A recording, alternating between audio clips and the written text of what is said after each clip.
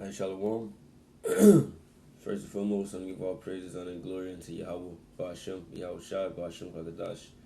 Double honors to the apostles and the elders of good millstone, beat salutations into the Akim, and to the elect that are scattered throughout the four corners of this earth, pushing this truth and faith and its sincerity. I'm the bro Shema'Allah from the GMS Houston camp. And this lesson is going to be titled, The Temple Will Be Built. My nigga. Yeah, because man, I was watching the Apostle Bar video. I believe it was a couple days ago, and how that well, really, it was a response that he did, to the Elder Mawatazak video out there in I think it's California. I've seen the LA camp. All right, about spies. You see how that Esau will have, our own people, coming up against us, trying to, infiltrate us, just like they did, other movements, in the past. You see, but this is something completely different from all of that, from all of that. You see, because our people back then that was rising up, they had, they had a good idea, right? They had, they were headed, in the right direction, as far as knowing that, Esau, was the enemy, and uplifting themselves of who they were, as in not as knowing they were Israelites, but that they were superior. You see, but that's as far as it went. All right, and eventually they got infiltrated. You see, but this truth, man, this is something completely different. All right, this is a whole another, level. All right, because then you got the Mosai and Yahweh Shai involved, right?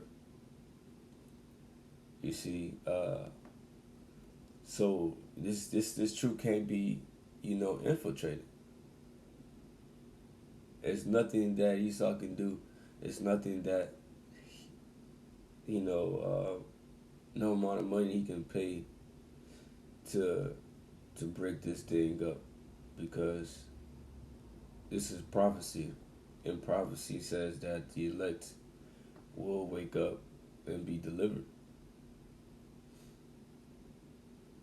All right, this word is going to go out, and there's nothing that he can do to stop it. All right, if someone is of the elect, he's not going to be able to pay a member of the elect to basically forsake Yahweh Shai and obey him, because we got our minds set, man. Hey, if we are that number, we got our minds set, and we know what's coming. So why the hell will we throw away everything for him and his kingdom that's falling?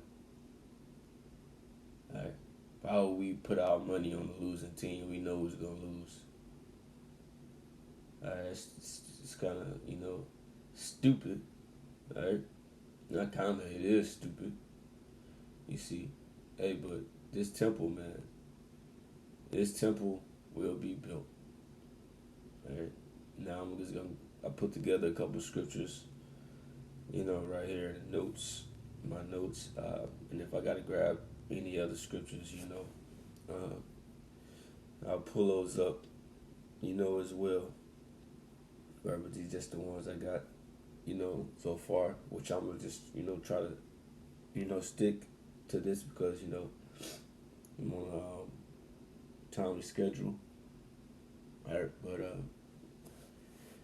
let's get into it, man. This Ezra 4:1. It says, "Now when the adversaries of Judah and Benjamin heard that the children of the captivity builded the temple unto Yahweh power of Israel, Then they came to Zerubbabel and to the chief of the fathers and said unto them, Let us build with you, for we seek your God as ye do. And we do sacrifice unto him since the days of Esarhaddon, king of Syria, which brought us up hither. Alright, so you had these heathen, wanted to come, and they were saying they wanted to worship the Most High. They wanted a part, of basically our religion, right? Which religion basically means to worship. Possibly the book of Bar did a lesson on that. All right. They wanted to damn near be Israelites. That's what you got the nations doing today. All right. They see us building this temple, right? Which this temple is spiritual, and they want a piece of the pie, so to speak, right? They want a piece of these promises. They want a piece of that of the kingdom of heaven. Right? This is the thing that they crave and they want. This is why they came up with the word replacement theology. They came up with the replacement theology because they want to be Israel. Right? That's why you got the Amalekites in the land. That's why you got people fighting over all that. They want to be that. They want to be the people. Right? But they not. Ezra 4:3. But Zerubbabel and Jeshua and the rest of the chief of the fathers of Israel said to them, Ye have nothing to do with us to build an house unto our God, unto our power. But we ourselves together will build unto Yahweh power of Israel, as King Cyrus, the king of Persia, had commanded us. So basically, he said, you ain't got shit to do with nothing. Right? This ain't got nothing to do with you. I understand. Y'all understand what y'all saying. Y'all want to help, but hey, we good. All right, we gonna build this thing up. You see, you ain't gotta worry about nothing, right?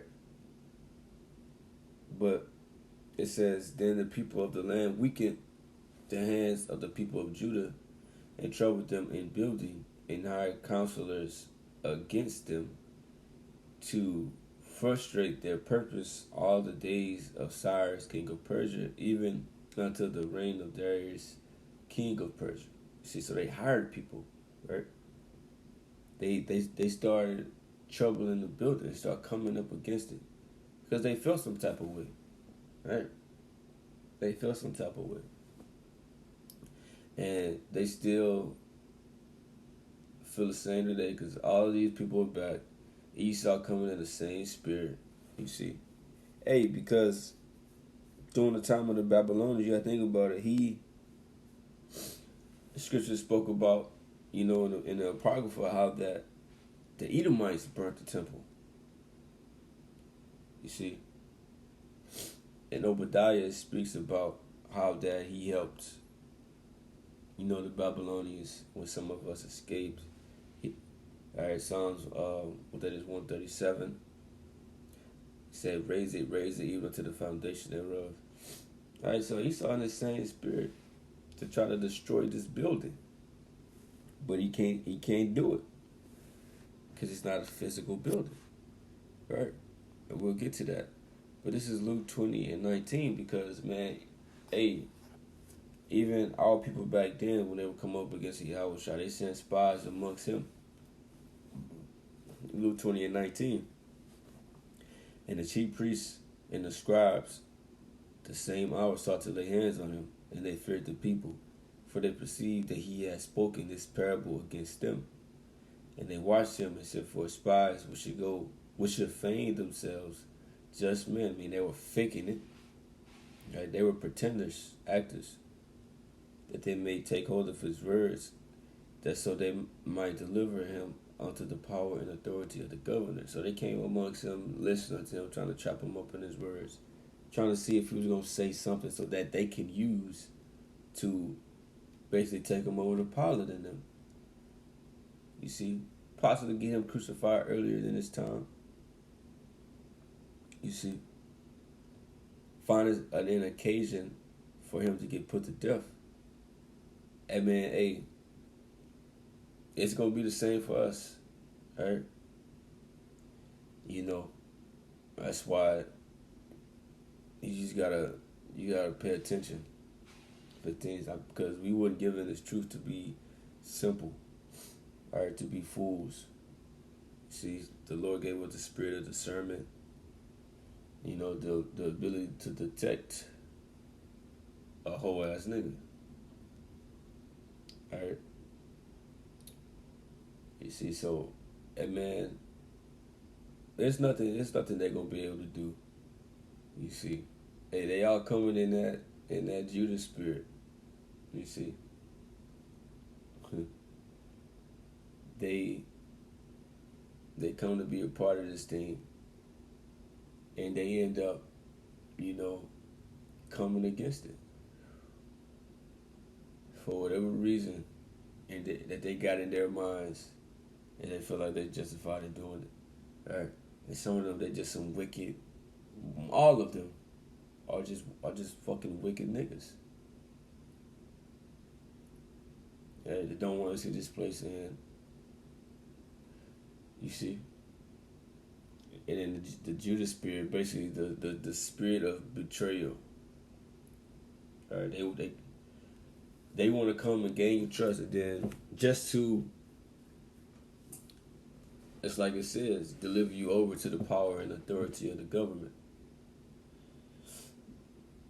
Alright. John 8:44, ye of your father the devil, and the lust of your father ye will do. He was a murderer from the beginning and abode not in the truth, because there is no truth in him.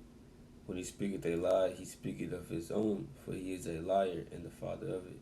So you telling our people that they acting just like fucking Esau, the way he is on that line, murdering, you know, thieving fucking spirit. That's how they was acting.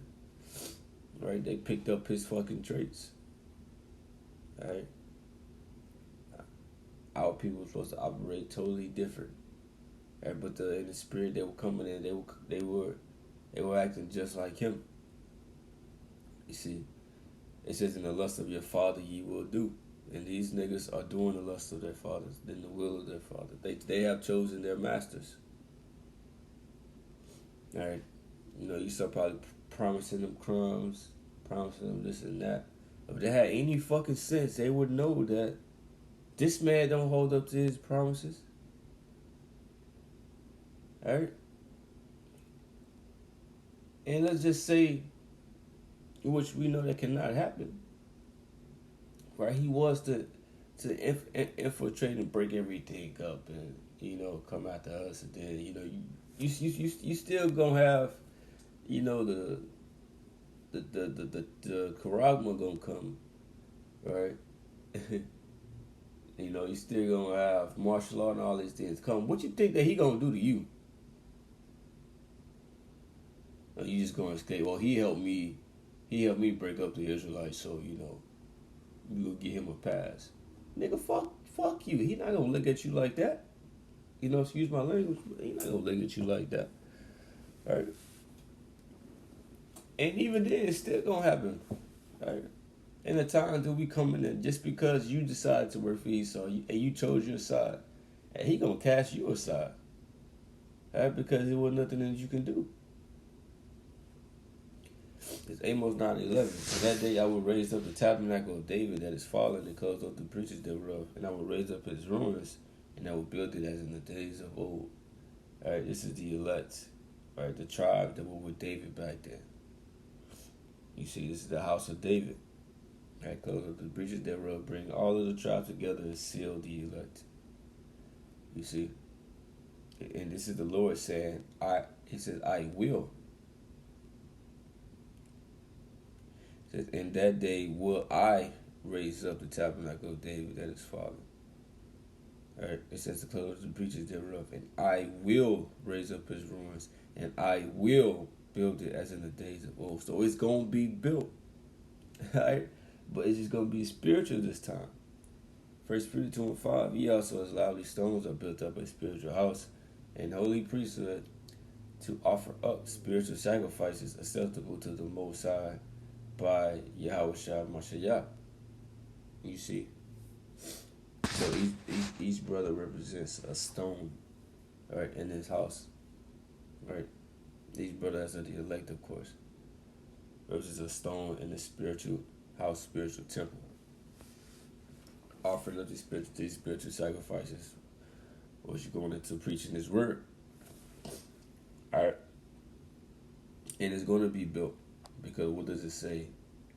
Revelation 7 goes into the elect being sealed, right? 12,000 from each tribe, right? Revelation 7:1. And after these things, I saw 4 angels standing on the 4 corners of the earth, holding the 4 winds of the earth, that the wind should not blow on the earth, nor on the sea, nor on any tree. And that wind is going to the destruction. The book of Jeremiah speaks about that destroying wind, right, coming upon Babylon. Right, so it's not gonna happen, right? The destroying wind, especially speaking on the nuclear destruction, right? These things are not gonna happen until the elect be sealed. It says, and I saw another angel ascended from the east, having a seal of the living power, and he cried with a loud voice to the 4 angels, to whom it was given to hurt the earth and the sea, saying, hurt not the earth, neither the sea nor the trees, till we have sealed the servants of our power in their foreheads. So basically, don't let the destruction take place until the elect is waking up to this truth, right? Which is the knowledge of Yahweh Bashem Yahushua, knowing the Israelites. You see, knowing the names of Yahweh Bashem and Yahweh and Yahushua, which are the true names of the Heavenly Father, whom the world calls God and Jesus. Right? God's true name is Yahweh, and Jesus, right, who they call Jesus, which his true name is Yahushua, in the Hebrew. Right? So the elect is going to wake up to this truth. You see, then the destruction is going to come. It says, I heard the number of them which were sealed, and there were sealed 144,000 of all the tribes of the children of Israel. I'll let you know that it's going to happen. All right. Revelation 11:11. And after 3 days and a half, the spirit of life from the Most High entered into them, and they stood upon their feet, and great fear fell upon them which saw them. Right, after so long of being without this truth, right, from slavery, from the beginning of slavery until the late 1960 to 1970, that's when we start rising up. Right, beginning with Albert Bivens, who was Elijah, right, who we believe as Elijah. All right. He woke up and great fear fell upon all of them, these heathen nations, because they knew it was time is up. Right? It says, and they heard a great voice from heaven saying unto them, come up hither, and they ascended up into heaven in a cloud, which is the chariot, right? Which has been a lot of chariot sightings, or what this world calls UFOs. They understand them as that. Right? It says, and their enemies beheld them. So this is the salvation of the elect, being saved, right? But Revelation 7 says that the destruction is not going to come till they're sealed, right? But it says, Revelation 11:13, in the same hour was there a great earthquake, and the 10th part of the city fell, and the earthquake was slain of men 7,000, which is a complete number of men, right? Which is basically saying it's going to be a lot of fucking death, right? During this destruction, right? That great earthquake is going to the nuclear destruction. Because when the nukes hit, it said the earth shall reel to and fro like a drunken, right? Like a drunk man, right? You know how a person get when they drunk, right? And it says, and the remnant were affrighted and gave glory to the power of heaven. See, showing you that the temple is going to be built. This is prophecy. So it's going to happen. Scripture said that the word of the Most High is pure, and that he is not a man that he should not lie. Right? In the book of Numbers, he's not a man that he should lie. Proverbs 30:5 says that the word of the Most High is pure. All right, so there's nothing that Esau can do to stop this, because it's going to happen. The building is going to be finished, and once that building is finished, it's a wrap. Right? Matthew 16:18, and I say also unto thee, that thou art Peter, and upon this rock I will build my church, and the gates of hell shall not prevail against it. Right? Meaning, gates of hell. Esau, Edom, the elites, and their agenda There ain't nothing they can do, no matter who they hired to come against us, whether it's of our own people or these other nations. There ain't nothing they can do. Just like Yahushua, he told Paul, man, you kicking against the pricks. This is when Paul, when he was coming up against, you know, the believers. He told him you kicking against the pricks, meaning it's ain't nothing you can fight against. It ain't nothing you can stop. You see? You ain't gonna do nothing but hurt yourself. You see? But yeah, man, that's the lessons. Basically going to, man, the temple gonna be built, which is the third temple, which is a spiritual temple. You see? And yeah, man, that's the lesson. And with that, you know, hope whomever was listening that you were edified. You know, with that I'm gonna say